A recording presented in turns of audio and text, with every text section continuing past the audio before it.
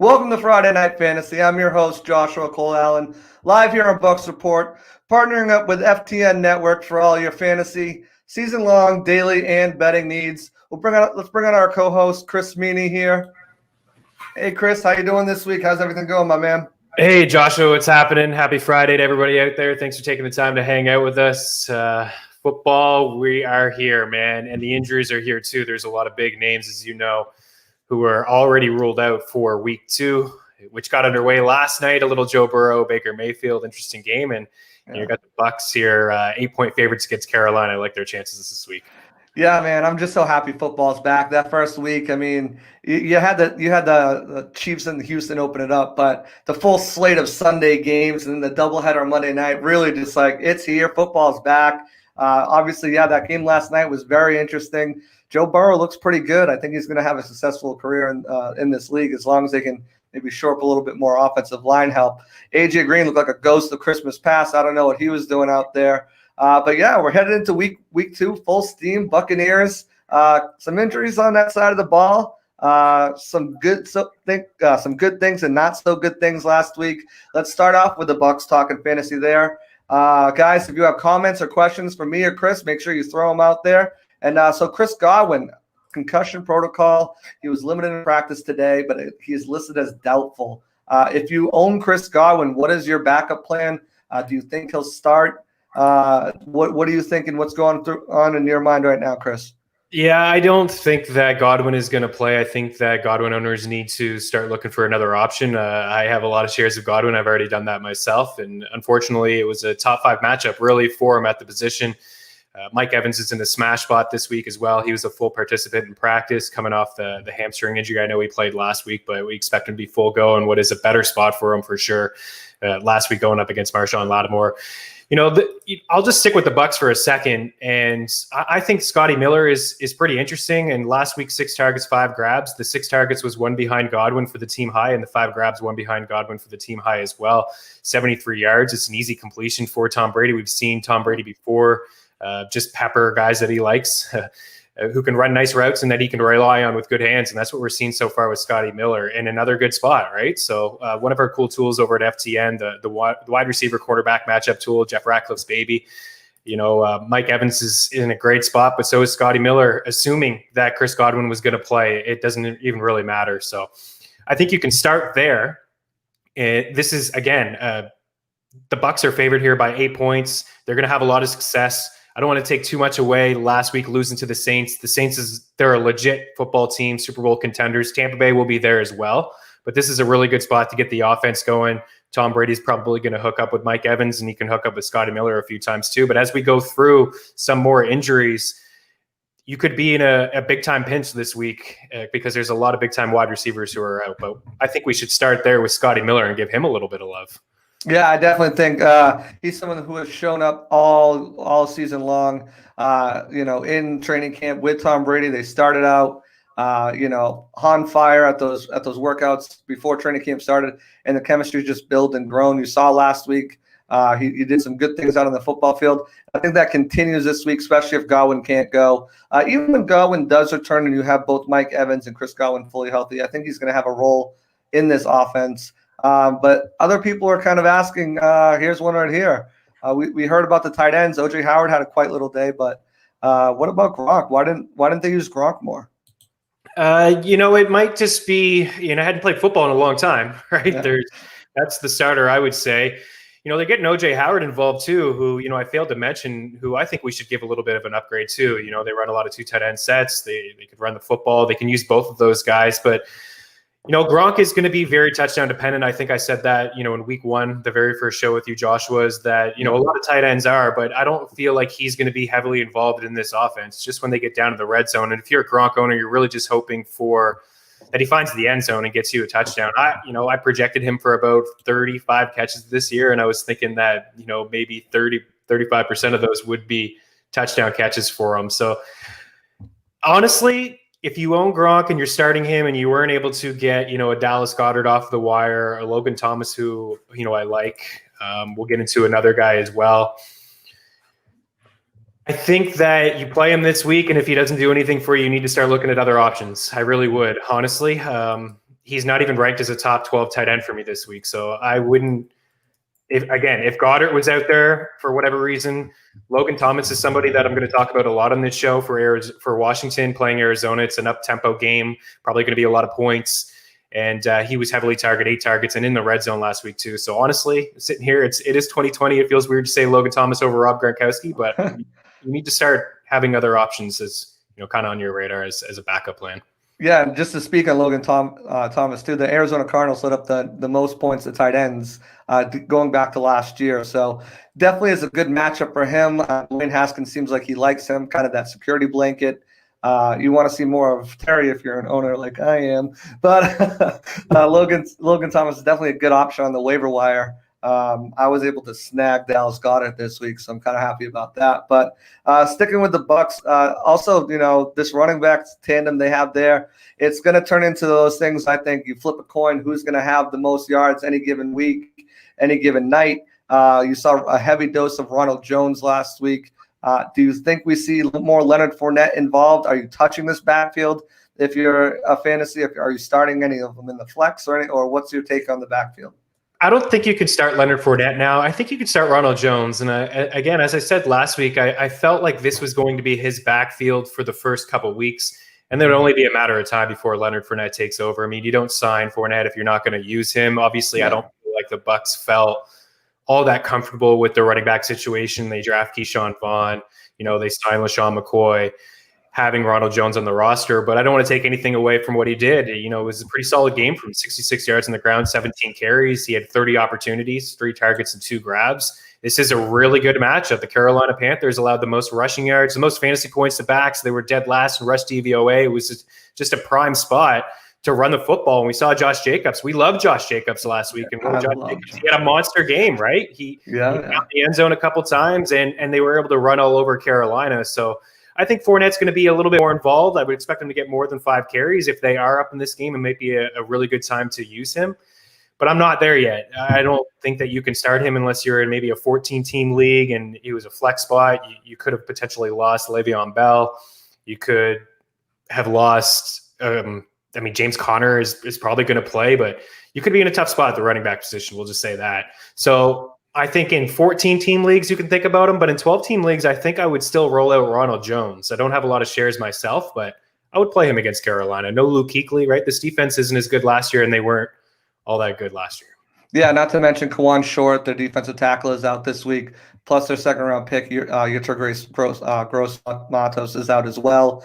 2 key defenders for them. So yeah, I think it's a good play for Ronald Jones. Before we kind of get around the league, let's go ahead and answer some questions real quick. Here we go, hitting the road, so I have time to get my questions in now, but I'll be listening on my ride. So Rager, Watkins, Sterling, Kirk.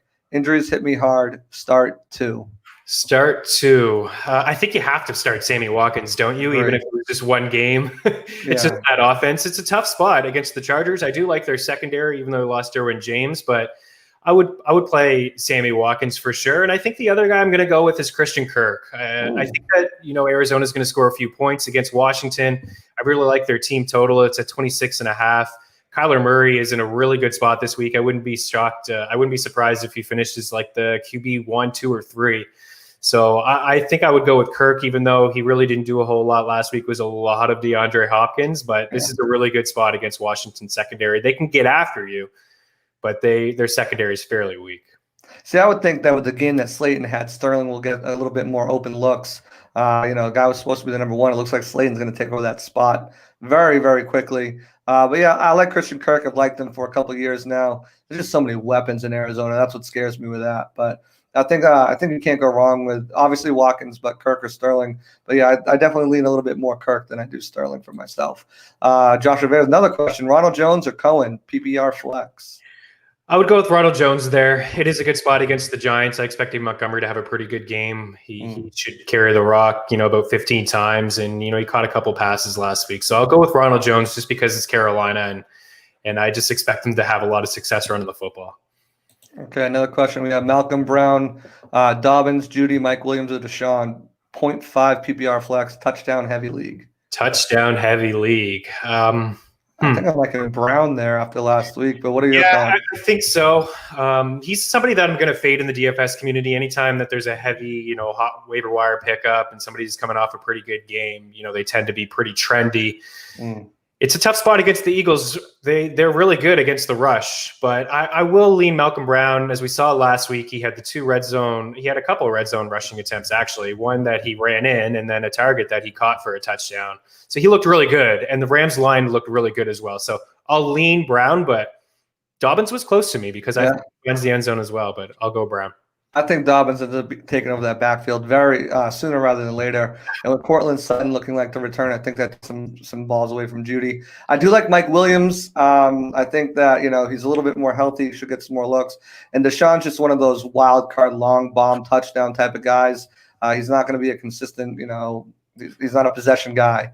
So it's hard to count on him. Although then he goes off at 30 points, So yeah, there is something to say about Deshaun. I think you should hold him because Carson Wentz led every quarterback in air yards last week, and I know the offensive line has a few issues, but he was airing it out to Deshaun Jackson, and Jalen Reagor, who had the 55-yard reception, was Wentz's longest completion since 2018, which just goes to show he hasn't really had a deep threat, at all in his career. So if those two healthy, and they can protect him. Jackson may work out down the road for you. All right, so we got another one from Josh. He was just peppering us with them. Josh, Hawkinson or Goddard? I think it's because you guys are both Eagles fans, so he feels a connection with you. Who would you start both? Would you start both in flex one? You could start both. I'd like to know your other options. Maybe his other options were in the question prior. Goddard is ranked higher for me. But I think they're both tight end ones this week. I have them both ranked as top 10 tight ends. So certainly you could get behind it. I mean, Kenny Golladay is already ruled out. I don't hate it. I have some concerns about Philly. Joshua, as you know, I called Washington last week on this show. But Goddard's going to get a lot of looks this year. He's going to end up being a tight end one.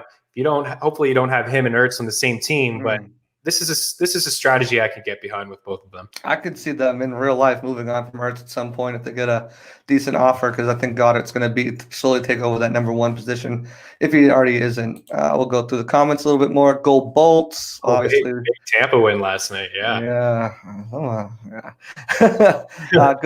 Go Birds, Eagles money line lock of the week. What do you think about that? I don't know if it's a lock of the week. I actually already bet the Rams. But good news for Philly is that they're going to get Lane Johnson back and they're going to get Miles Sanders back. So that's two positive pieces to what they want to do and run the football. They were one of the best offensive lines in all of football last year. And, they're not going to get Andre Dillard back anytime soon. They're not going to get Brendan Burks back anytime soon. But having Lane Johnson there and Miles Sanders will help with this offense. I don't think it's a lock, but I'll never count them out. Okay, so let's moving on. We got Go Rays. Yeah, the Rays and the Bolts both locked up playoff spots, so everyone's happy down here. It's a good time to be a Tampa Bay fan, I'd say. Yeah, absolutely. I'm just a fan of the Bucks, but I got the Red Sox and the Bruins, so it hurts a little bit for me. But we've won enough championships. Let someone else win some. Rojo needs a fullback. I think Move cleared a fullback to open up for him. Claire just got injured reserve for the next 3 weeks, so he's going to be out of commission at least 3 weeks. He went on short-term IR. So I agree. I don't know why more teams don't use a fullback, especially you see the success other teams have. I don't know. I know everything's moving away from it, though. Any player props? Adam, you're a little early here. We'll come back to that during bets. Should Snell be started? Well, that's a great question. This Pittsburgh backfield is a complete mess. It's not going to be fun if they're both active, and it looks like James Conner is going to be active and he's going to play. I think it all depends on your situation. I don't want this to be a cop-out answer. Here's his situation right here. Singletary. Okay, so there it is. I probably would go with Devin Singletary there if it is a PPR league. If you're looking at a standard league or even a half-point setting, I'll probably lean Snell. It is a lot tighter in a half-point setting. In a standard, I feel like Snell has deserved at least double-digit carries, and I don't know how fully healthy James Conner is going to be. I know he's got that ankle injury, but Snell just looked good. He looked really strong running the ball. There were some reports in the offseason that he slimmed down a bit. He looked a little quicker. He looked spry. Pittsburgh's offense is going to be a top 5 offense if Big Ben can stay healthy. There's no question about that. The defense is elite. They're probably going to win this matchup. They're going to be able to have success against Denver and maybe run the football with Benny Snell. So I think I'll lean Snell, but again, a full PPR, give me Singletary against Miami. He'll probably do enough through the air. It's a little bit safer. Okay, let's take a break from the comments. We'll come back to them, but let's go back out to some of these names that are out this week. George Kittle, Kenny Galladay, Le'Veon Bell, A.J. Brown, Godwin we've talked about, Jack Doyle, Jamison Crowder, Michael Thomas. What are the options out there for waiver? I know every team league is different, but what are you looking at in general for waiver wire pickups and wide receiver replacements and tight end replacements, running back replacements? What do you think the best moves are for players who own these guys?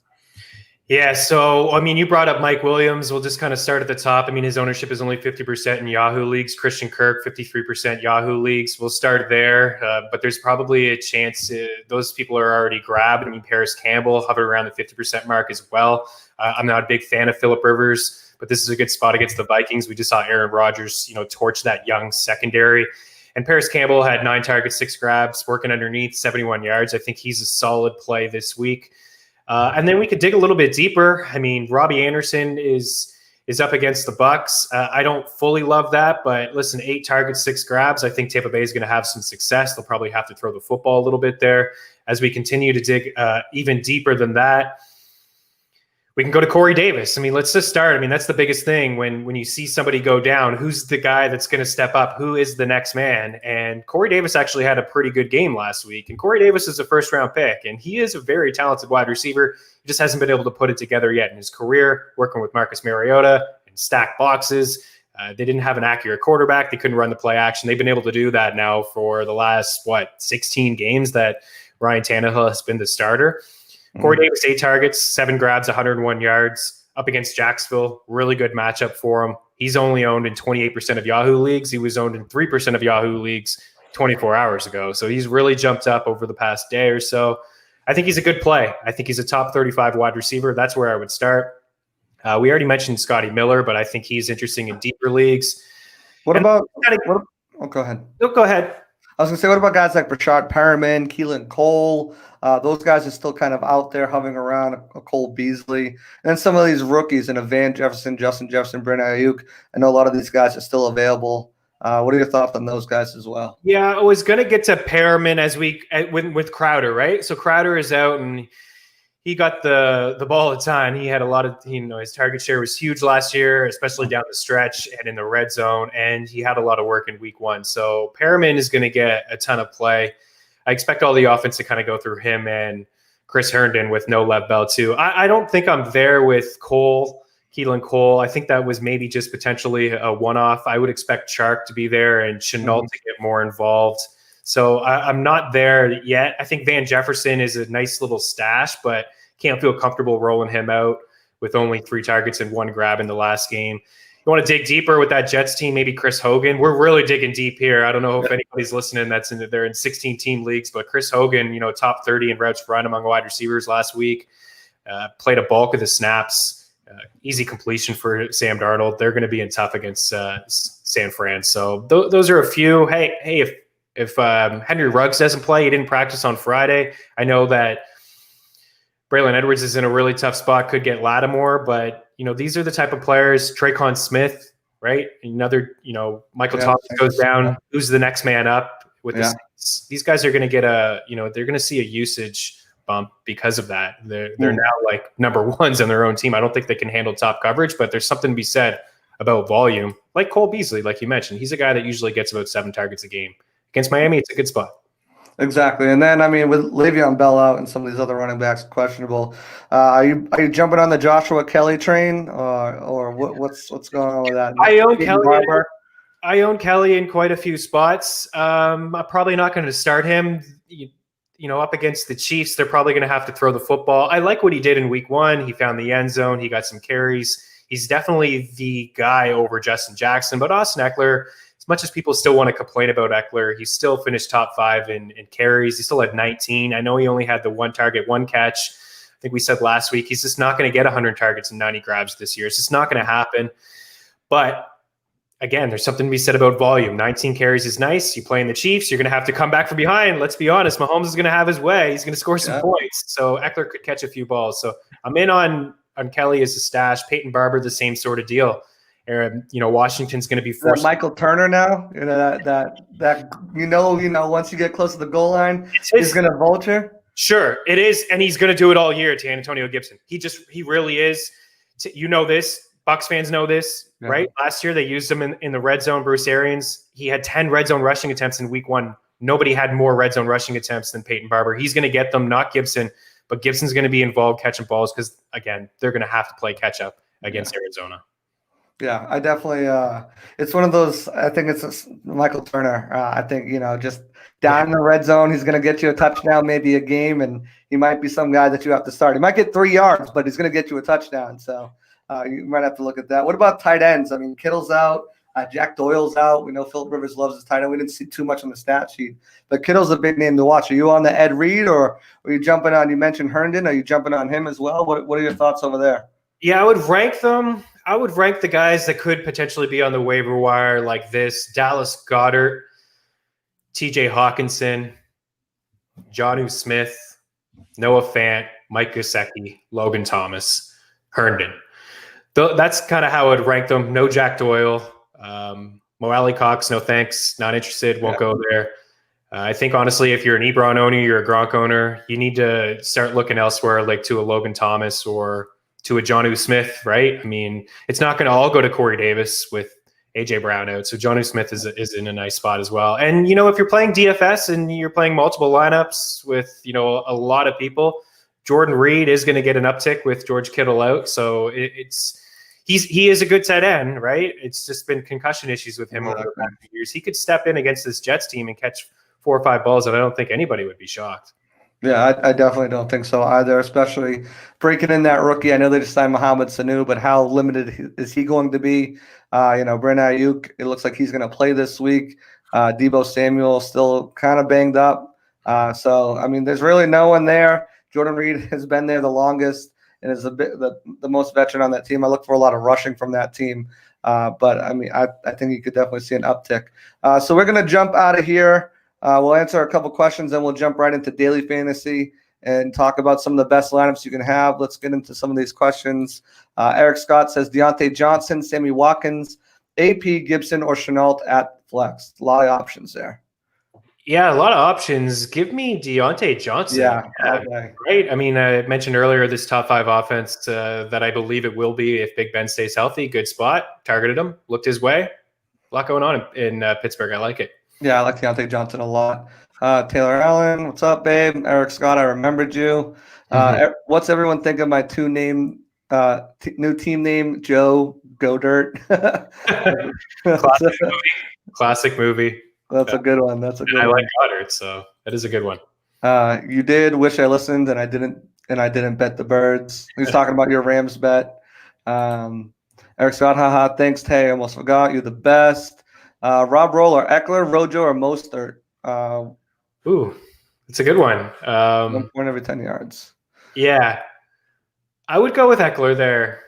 It's close because Mostert is in a really good spot too. I think they're going to run a lot, but they're going to run a lot. But I expect Eckler to catch a few balls. And they're going to be playing from behind most of the time, so I definitely believe that. Chris Walden, speaking the truth. Birds suck.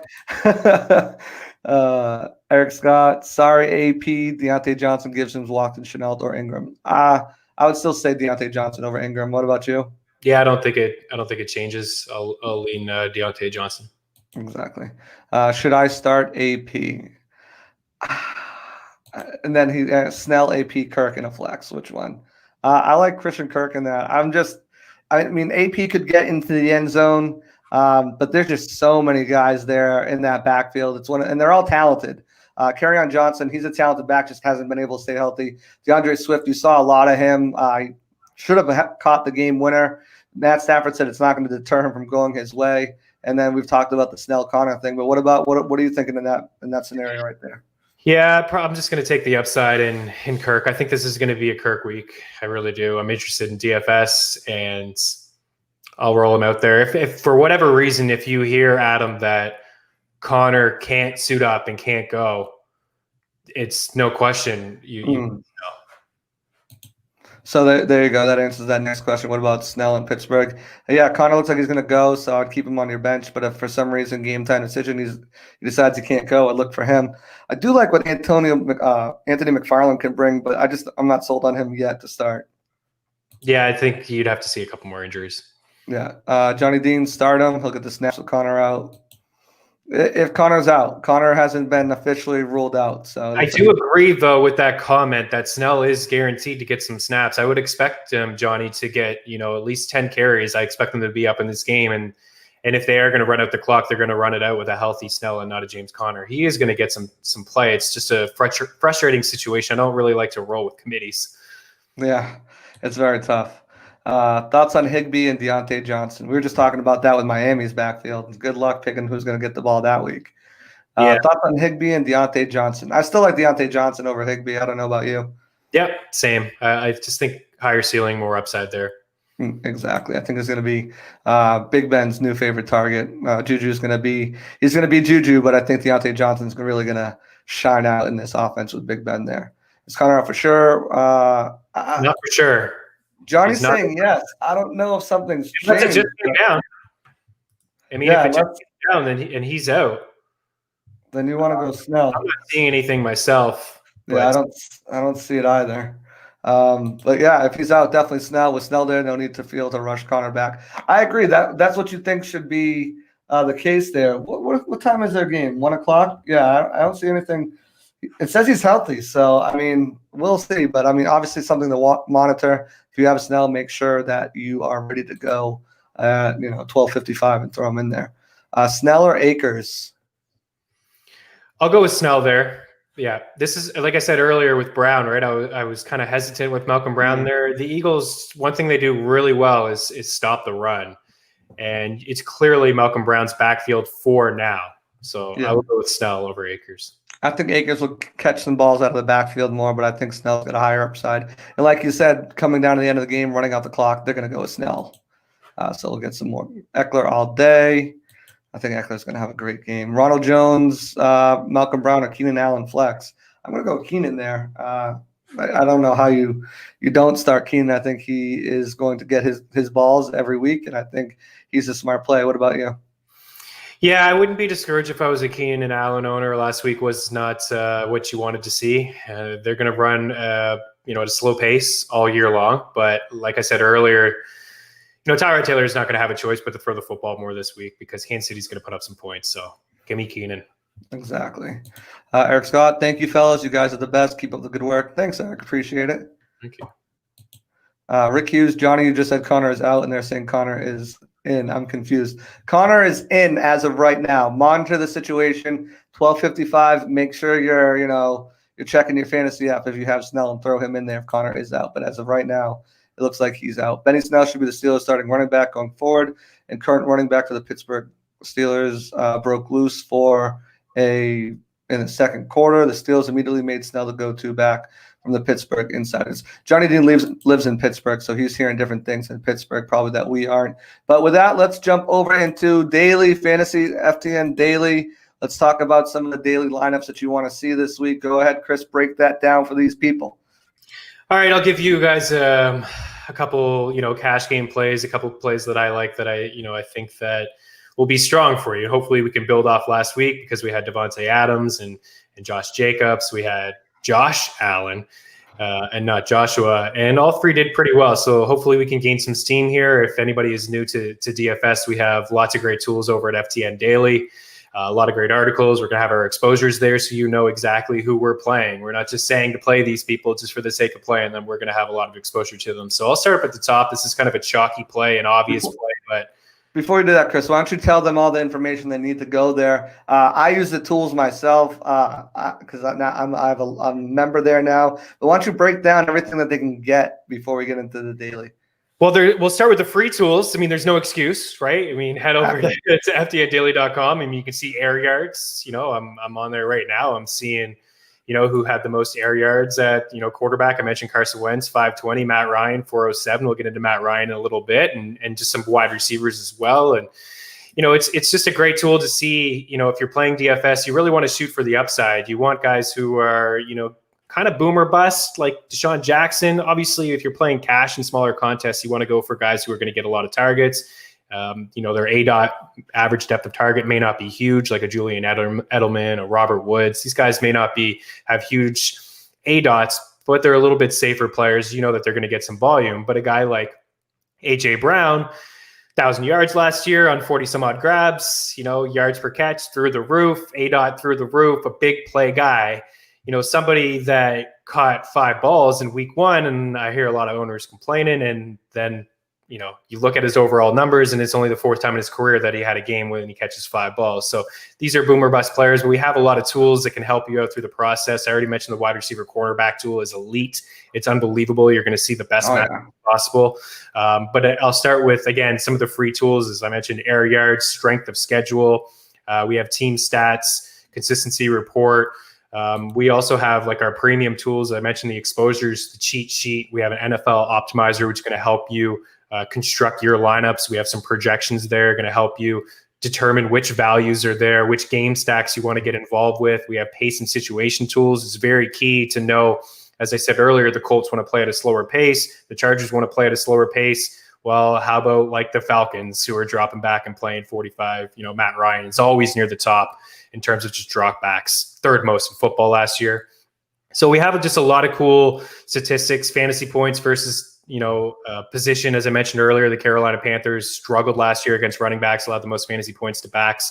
All this stuff is right there in front of you in one spot, and it's fantastic. So, and a lot of things that will help you out.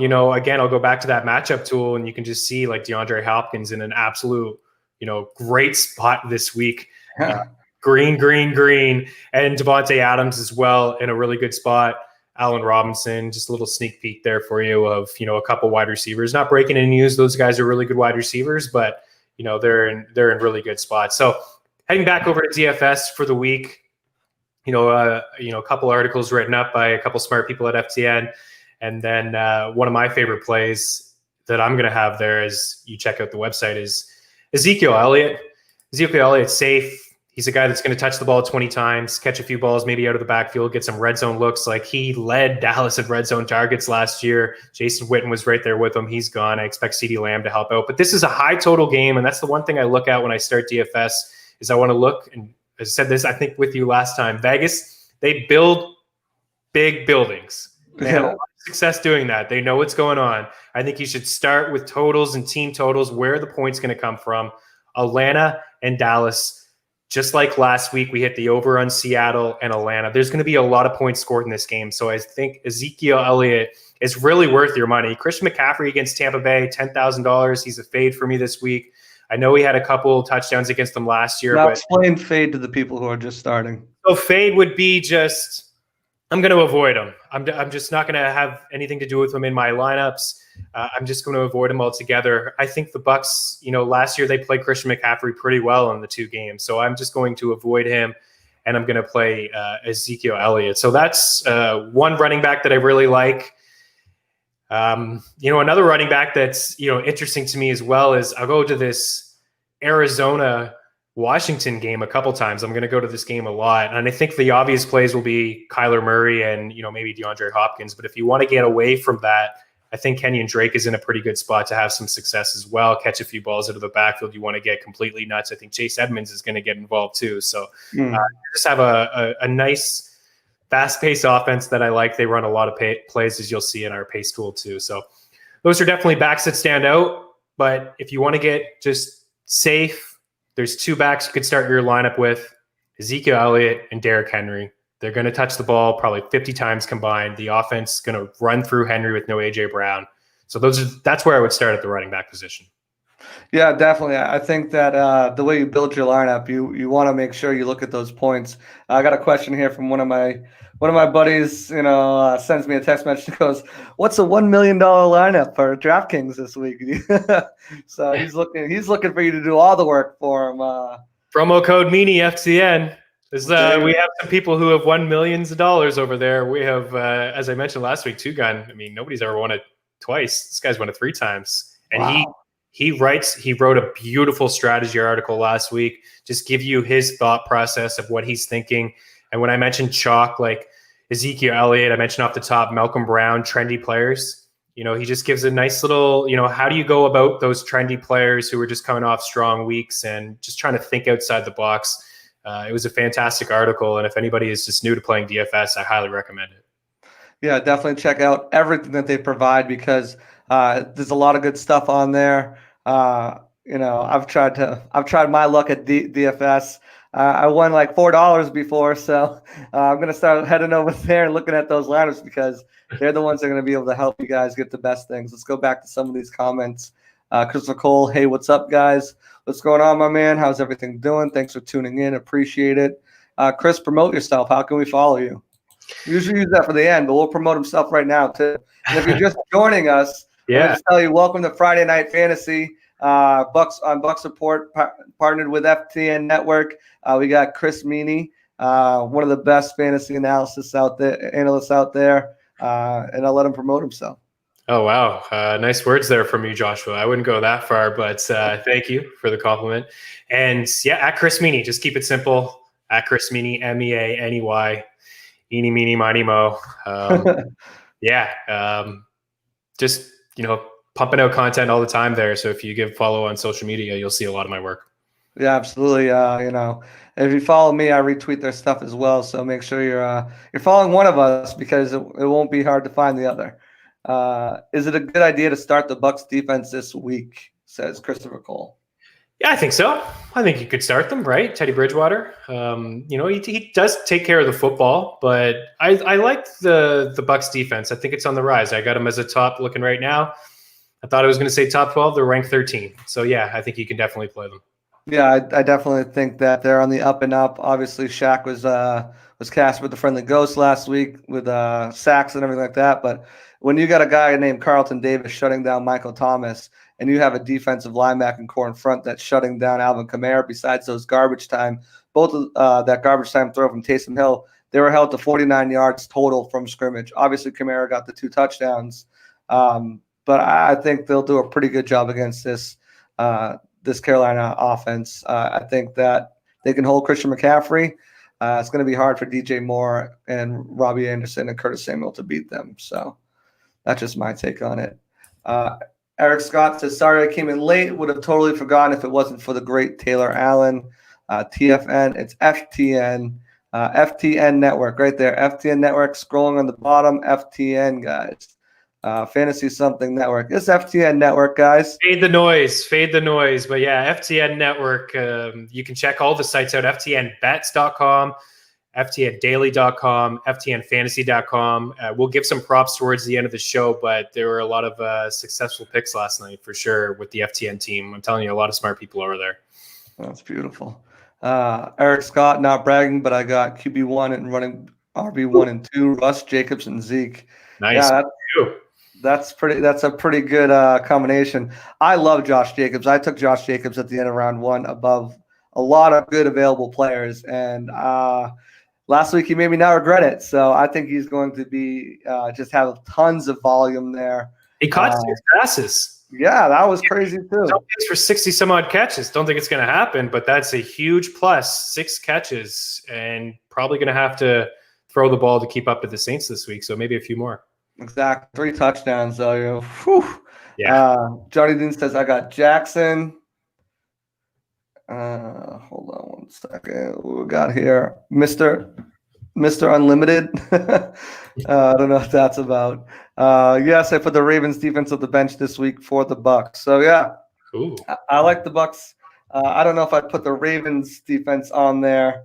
But hey, we'll find out. Hey, you got confidence in your Buccos. Well, I guess exactly.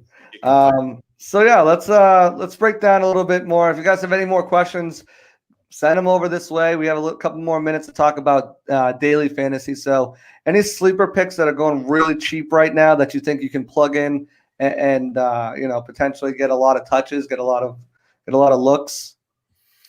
Well, I mean, should this show just be all around Scotty Miller? I think Hey, I don't have a problem with that. I don't think anybody else will too. Yeah, I mean, Scotty Miller at $4,100. Don't expect Chris Godwin to play in that game, and Brady targeted him, early and often, right? Second on the team in targets and catches with Godwin on the team and Mike Evans as well. So I like that spot. I do expect Julio Jones to play, but Russell Gage at 4,800. He was in the top 5 in terms of targets. I expect Atlanta to throw the football to play catch up. CeeDee Lamb, $4,700. It's only going to be a matter of time before he really does truly break out. He's a big body, 6 targets, 5 grabs, 59 yards. This is an unbelievable spot for him this week. And I think a lot of people will look to Amari Cooper, who had a big week. Yeah. And then maybe Michael Gallup. But listen, Blake Jarwin is now off of that team. It's probably means more looks for CeeDee Lamb, who I expect to be, a red zone target. So there's a couple that are interesting to me. I mentioned Paris Campbell. I don't know if he's going to be as sneaky, but he's in a pretty decent spot as well. Mike Williams, $4,200, just really kind of looking for some upside. Corey Davis is $4,000. So there's several wide receivers, in this $4,000 range that could really help you out. If you want to dig a little bit deeper than that, Rashad Perriman against the Niners, $3,800, more of a tournament play. When I say a tournament play, a contest with several people in it, you in the Millionaire Maker, you're competing against lots of people. Like if you're only competing against one person head to head or a double up with 20 people, you probably don't want to play a Rashad Perriman. You want to just look for, a safety valve, a safety, wide receiver who is probably going to get a little bit more upside, or, Anthony Miller against the Giants, like not going to hurt you in terms of cash. Like it's not going to put a big dent in your wallet, and you're still going to be able to have a nice balanced lineup. But, in daily fantasy, it's always what I find is, recency bias. Like with Nick Chubb and Odell Beckham Jr. were top 5 in terms of the most traded players in season long. Why? They had a bad week. Why did they have a bad week? Week 1, they played a really good defense in Baltimore. Don't over panic. When people have bad weeks, the next week is actually the time to kind of get in on them. T.Y. Hilton didn't do a whole lot last week. T.Y. Hilton against this Vikings secondary, don't be surprised if he shows up, right? Terry McLaurin in a tough spot last week against Darius Slay. A lot of people probably played him. He didn't have a great game. Yeah. Those people that played him and didn't have a great game may not go back to him this week. They may go somewhere else. Don't give up. McLaurin is a legit wide receiver 1 in a good spot. Affordable, $5,900. That's kind of my mindset when I play DFS. Yeah, absolutely. You got to look for not necessarily the names, but the matchups. Matchups are very big. And as Chris also said, look to Vegas, because those over-unders are going to give you a sense of how many points they'll score. And then from there, you can kind of track down who might be the beneficiaries of getting those touches to score those points. So definitely look at that. We're going to hop over now. We're going to jump to our FTN bet section. So we're talking prop bets. We're talking over-unders. We're talking money lines over here. If you guys are gamblers, I was born a gambling man. This means got all the stats for you right here. So we did have a question up here. I told him it was too early. My buddy Adam, he asked, let me find it all the way up here. Any player props? Let's start with props. Any player props? Okay, so let's try to build off yesterday. We had Nick Chubb over 69.5, Odell over 60.5, CJ Uzomah over 2.5. We got those. Didn't get the AJ Green, but let's try to build off that. And I just look at a couple props, and one that stands out to me is David Montgomery. Didn't have the best week last week, but at a good spot against the Giants, 57.5 rushing yards. I think he's going to get at least 12 carries in this game. He's the goal line back there. I like that prop. And it's very similar prop total for Jonathan Taylor as well at 56.6. Those are my 2 favorite running back props, this week. I think that they're both just too low. And, one of the hottest pickups was Nyheim Hines off the waiver wire, and he should be picked up and he should be played as a flex, and he is going to catch a lot of balls out of the backfield. I mean, you can go back with Phillip Rivers back in the day when he was with Danny Woodhead and Darren Sproles. Woodhead caught 80 balls with him one year. And then just last year, Austin Eckler and all the usage that he had, over 90 catches. Taylor caught a few balls, but he is the guy to run between the tackles there. Hines is going to catch them. And I know he had a few carries, but I think Jonathan Taylor is going to have some success against the Vikings here running the football. Logan Thomas, I'll go back to him. I got this feeling, Joshua, about Logan Thomas. 29.5 is his total. I like the over. I like him on DraftKings. I didn't mention his price. He's $3,600. I'm a big fan of that. And then Arizona. I just think that Arizona is going to have a really good game this week against Washington. They have the team total at 26.5. I already smashed the over there. And then I like Kyler, his DraftKings points at 25. So if you look at his DraftKings points last week in week 1, he had 27.3. He didn't get the 100 rushing yard. He had a couple of kneels there, unfortunately. He had 91, but he's a dual quarterback, dual threat, can hit you through the air with DeAndre Hopkins, go deep with Christian Kirk, dump it off to Chase Edmonds, Kenyon Drake, or he can call his own number and run the football. And Washington can really dial up some pressure. They'll probably have him running a little bit, and he can do it. I think, he may get 1,000 rushing yards on the ground this year. He may be like the Lamar Jackson of last year. So I like him to hit that DraftKings point total. Those are a few props that stand out to me. But again, check FTNbets.com. There's several already from our experts, and I will be pumping a few more out after that as well. Yeah, so let's get into some of these straight bets, money lines. What are you liking for the money lines? And then let's talk about some of these over-unders and spreads. Well, let's start with Tampa. Since this is the Bucs report, I think that Tampa wins this game by 8. I really do. I think that they'll have success running the football. Tom Brady's second game with the Bucs. Mike Evans fully healthy, even if Godwin doesn't play. I expect Tampa to be able to have some success there. Moving down the board, as I mentioned, I already bet the Rams. This has jumped all over the place. It was a pick 'em a couple hours ago. Now the Eagles I'm seeing are favored. But you can get the Rams at plus 1.5 using our parlay calculator over at FTNbets.com. I mean, it runs through all the books for you. Sugar Hill, minus 120, FanDuel, minus 110, DraftKings, minus 120. Oh, PointsBet, plus 100. It'll give you the best there. So I like that. I already bet the Rams.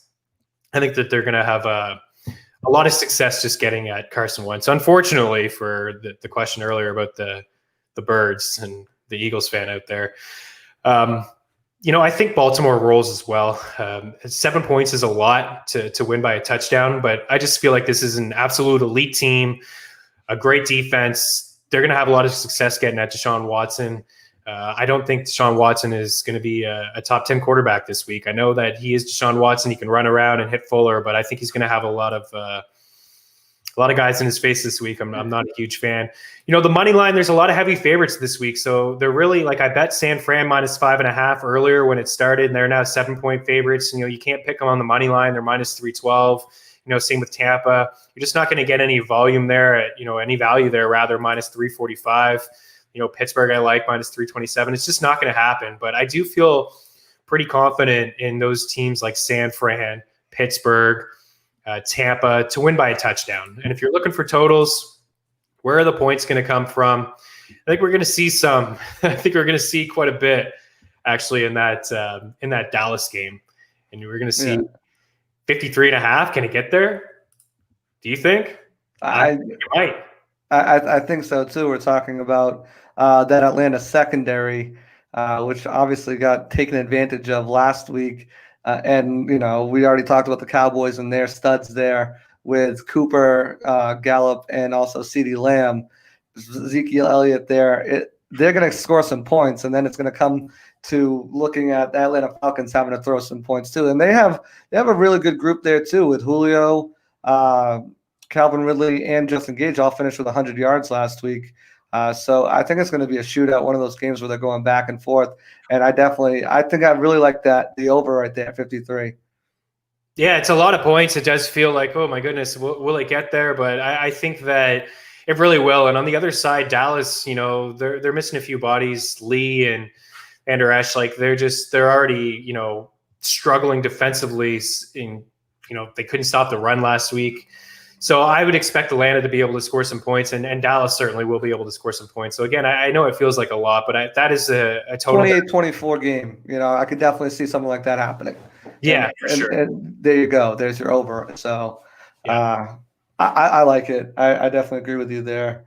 One more game I like just on the way out, since we have a lot of questions, a lot of viewers, just to keep the people happy here. How about Buffalo, minus 6 6-point favorites? Defense is awesome. Defense is fantastic. It's absolutely tremendous. And I like the weapons that they've added for, Josh Allen. We mentioned it last week. You and I were chatting about it, right? Yeah. You're talking about you bring in Diggs, and the year before that they had John Brown, Cole Beasley, Devin Singletary. You bring in Zach Moss, who was heavily used inside the red zone, caught a red zone touchdown. And Josh Allen, this is an unbelievable stat to me when I was looking at red zone passing attempts. Last year he had 24 all season. In week 1 he had 13. It was against the Jets. They were able to have some success and get down there and run a few more plays inside the red zone. I know that Josh Allen had a red zone touchdown himself, but this is the reason they drafted Moss. They don't want Allen running around for his life. They want to protect him. They want to hand the ball off. Frank Gore was a guy who couldn't get in the red zone. Zach Moss is a sneaky little play this week in season long and DFS. The Bills easily cover the 6 points because Miami's going to have issues running the football and throwing the football. I agree. Plus, they've got some injuries on that defensive side. Elandon Roberts is out. Looks like Devontae Parker will be able to go, but I definitely think the Buffalo Bills will have their way with them. So before we wrap up the show, we got a couple minutes left. Let's just finish up some comments. Chris, I'm going to need you to take a look at my lineup in general. I'm only playing for that candlelit dinner at this point. I lost week 1. Psst, don't tell Josh. I really want you to get that candlelight dinner, Taylor. It's going to happen. I promise it's my goal here on this show before we get to week 17. It's going to happen, and you deserve it. You're going to get it. So, yeah, I mean, maybe you want to show me your lineup. We'll get that dub. Sorry, Joshua. She's not playing me, so you can help her all you want until she plays me. Then I'm going to have to limit the contact between both of you guys. Seattle and New England. That's a good one. We didn't even touch on New England. It's Super Cam throwing on his cape and rushing for 75 and 2 touchdowns. You think that's something he can keep up? Who do you think wins this game? I think Seattle wins this game. I'm hesitant to bet them by 4 points on the spread. New England, right? You can never count out Bill Belichick and preparing for a quarterback. And, I heard him say that he thinks Russell Wilson's the best in the game. And you know what? I wouldn't argue with him. Russell Wilson is unbelievable. It looks like they pulled the reins back a little bit, let him throw the football. He's extremely accurate. He's got 2 elite wide receivers in DK Metcalf and Tyler Lockett. Metcalf's in a tough spot this week against Stephon Gilmore. I think this is a tight game. I like Seattle to win. It's probably by a field goal. If I had to choose, I'd say New England keeps it close and they hang around. But I think Seattle wins the game. I like what they have going on defense. The Jamal Adams pickup was fantastic. Chris Carson's one of my favorite backs in football. Yeah. I know that Carlos Hyde had more touches than him or more rushing attempts, but Carson caught a few passes. He's a beast as well. So, yeah, it was surprising that Cam was as mobile and fresh. He looked real nice. He looked great. I don't know if he's going to be able to rush for about 70 yards or so every game and find the end zone twice. Seattle's going to prepare for him. But what I noticed from Cam is he either ran the ball or he threw to 2 people. And he threw to Harry or Harry. Both of those guys had 30+ percentage target shares. Mm-hmm. That I don't know if that's going to continue. I'm sure it will with Edelman, but he's just they're going to run the football a lot in New England. They're going to play slower paces. I could see this being an under 45. Yeah, I think with Cam Newton, it's the opposite of what Tom Brady did, kind of, right? That Cam knows that he can use his legs. They haven't had a lot of competition going up against other people. Instead of throwing the ball out, he relied on his legs. And Josh McDaniels got him in some good positions to make those runs. But Seattle, New England is an interesting one because the last 4 times they played have all been, decided with less than a touchdown. With Seattle winning 3 of the 4, obviously that 4th one would be the Super Bowl, which is why you like the coaching a little bit better. But it's going to be an interesting game. I am going to trend towards New England, no bias, maybe a little bit. But it's going to be a good game. And Eric Scott said the game of the week in his opinion. I'm not sure I would disagree with that. I don't think going into this season without Cam we'd be saying that. But I think with Cam there, I think it's definitely it shows a little bit more excitement for that matchup. Okay, Johnny Dean says I got Dobbins starting against the Texans. We're going to wrap this up. I wouldn't doubt it. Pretty sure he got way more snaps than Ingram in week 1. He balled out, and I had him on the bench. Not again. And then Johnny Dean said, I don't see. So with that, we're going to wrap things up. I want to thank Chris. Go ahead, promote yourself real quick. Yeah, at Chris Meany on Twitter. Promo code Meany will get you a discount. We have a lot of cool things happening at FTN. It's really just the beginning, boys and girls. We've been, launched since July, and the tools, I just can't get enough of them. We're just led by some powerful people up at the top, and a shout out to all of them for sure, like Brad Evans and Elliot Chris and Stefano and Kevin Adams, and we just there's way too many to name, but we're led by some strong people, and we got a vision here over at FTN, and it's all about you guys. We're all very active in our Discord chat. We're constantly asking questions. I'm doing a sit and start every Thursday at 2 Eastern, but I'm not the only one. We're all doing sit and start questions, or start and sit rather. Waiver wire pickups, all that stuff. We're there to help you guys through the lineups. As I mentioned, our exposures. We're not just telling people, hey, play Zeke. This is the exposure we're going to have this week, right? I'm not just telling them, get cute, play Scotty Miller. When you see Scotty Miller 20% exposure from me, that means I'm playing him in 2 of my 10 lineups. I'm not just telling people to play him. I'm putting my money where my mouth is. So FTNbets.com, FTNdaily.com, FTNfantasy.com. Lots of greatness. We're really hitting up all the sports over there. Even if you would like to dive in past football, we really are hitting up absolutely everything over there. Absolutely. And follow them all, as you can see in the bottom, on Twitter, FTN Network, FTN Fantasy, Bets, Daily Alerts. And then also follow Chris at chrismeany.com. Follow me on Twitter at joshuac.com. No, that's not even what I'm trying to say. At Joshua_C_Allen. I want to thank you guys for tuning into another edition of Friday Night Fantasy with FTN Network and my co-host, Chris Meany. Thanks a lot. Good luck this weekend. And happy fantasy, happy betting. We'll talk to you next Friday.